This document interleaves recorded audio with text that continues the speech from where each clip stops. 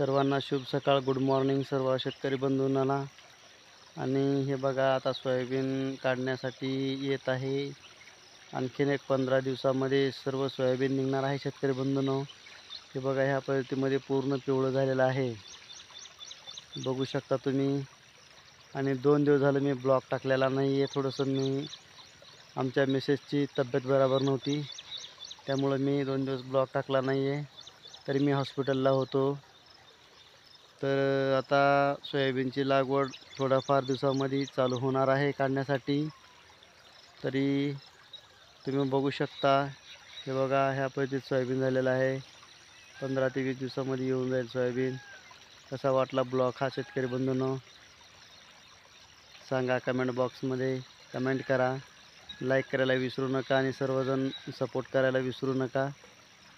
जय शंभूराजे, जय शिवराया, जय संविधान. चला मग भेटूया दुसऱ्या ब्लॉगमध्ये.